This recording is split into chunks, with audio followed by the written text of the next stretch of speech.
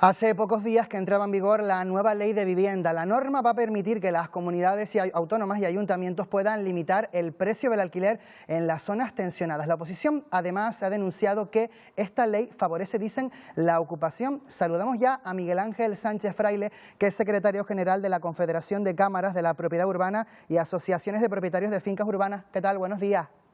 Hola, buenos días.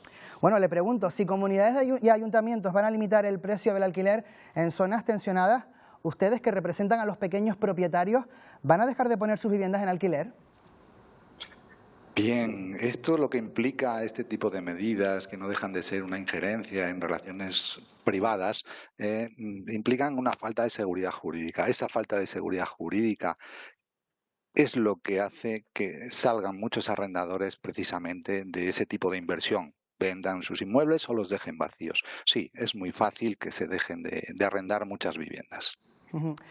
La ley incluye una excepción a la hora de limitar esos precios en las zonas tensionadas. Aquellos caseros, aquellos dueños de pisos cuyo precio de alquiler esté por encima del que establezca la ley, si el contrato es anterior a la entrada en vigor de la norma, se podrán quedar en ese tope, no tendrán que bajarlo.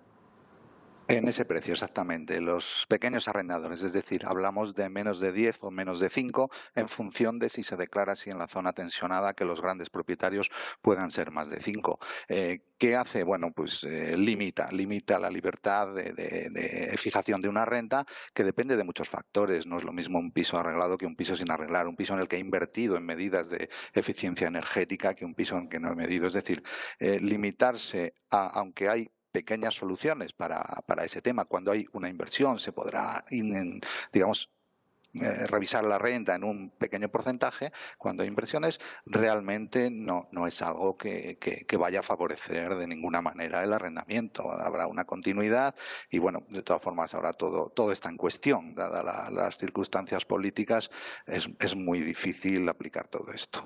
La ley también establece una nueva fórmula, un nuevo mecanismo para las revisiones de los precios del alquiler, las actualizaciones anuales. Se hará por una fórmula aún por determinar, pero en ningún caso esa fórmula podrá superar el IPC. Estamos hablando de que los precios en esa revisión no crezcan más que el nivel de vida. ¿Por qué a ustedes les parece esto injusto? Bien, el nivel de vida ha sido un criterio, el IPC, que se ha aplicado con toda normalidad durante muchos años. De hecho, ya está limitado al IPC. Hubo algún periodo de liberación, de posibilidad de aplicar otros criterios. Consideramos que este es el adecuado. Que hay coyunturas donde el IPC digamos, excesivamente elevado, o coyunturas especiales, como fue la pandemia, donde, digamos, que de alguna forma se pueden justificar medidas intervencionistas. Pero por corto plazo, bien, pero un nuevo índice que desconocemos cómo va a ser, lo único que aporta de momento es inseguridad jurídica. Por eso no estamos de acuerdo. O sea, los arrendadores saben que con el IPC es suficiente. Es más, si el IPC es muy alto, normalmente se negocia. Sobre todo el pequeño arrendador, que es al que representamos en la Confederación de Cámaras. La norma también incluye alguna excepción a este respecto. Excepciones, dice, del Sí, a IPC. la hora de actualizar con esa fórmula nueva, esas Sí. actualizaciones anuales, habrá alguna excepción, ¿verdad? Bueno, en principio no, salvo que podamos de alguna forma por inversiones incrementar, por inversiones hechas en la vivienda o por las características propias de la vivienda que permita la ley incrementar. Ya veremos cómo se desarrolla ese nuevo índice. Ujú. Estamos hablando, en el caso de la asociación, de la federación a la que usted representa, de pequeños Sí. propietarios, pero ¿qué se entiende por pequeños propietarios? Porque la ley también rebaja la consideración, el número de pisos que hay que tener para ser considerado como gran tenedor, ¿verdad? Desde luego, vamos a ver, ser considerado gran tenedor con 5 viviendas y equiparar a un propietario de 5 viviendas en alquiler a un gran fondo de inversión. Es que no tiene sentido. La política es completamente diferente. En este país hablamos de unos 3 millones de arrendamientos ahora mismo, de los cuales los inversores institucionales, que no dejan de ser más o menos 40, tienen 135.000 viviendas, tipo fondos de inversión, Blackstone, banca, etcétera. De más de 10 viviendas, hablábamos de unas inversiones ya medianos, que son unos 300.000.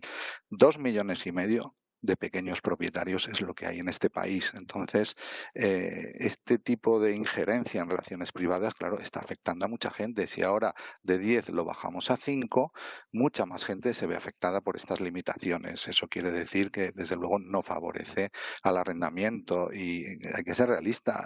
Se calcula que de aquí a 2030 es preciso incrementar el parque de viviendas de alquiler en 1 millón.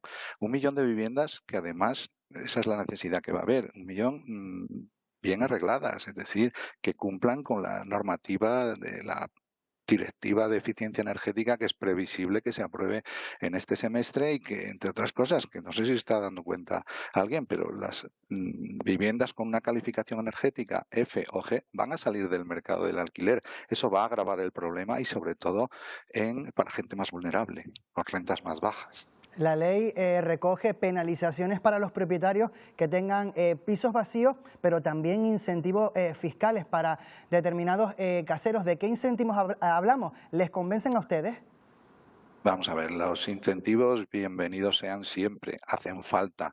Es decir, lo que se está haciendo para la mayoría de los arrendadores es rebajar ese incentivo del 60% de bonificación en el IRPF, pasamos al 50% como norma. Los grandes incentivos son para precisamente esas zonas tensionadas, tan manidas ahora en cuestión, donde, en función de si bajo la renta o en función de si hago alquileres largos, va a haber un incentivo fiscal más importante, pero claro, con mucha menor repercusión en el arrendamiento en general en España.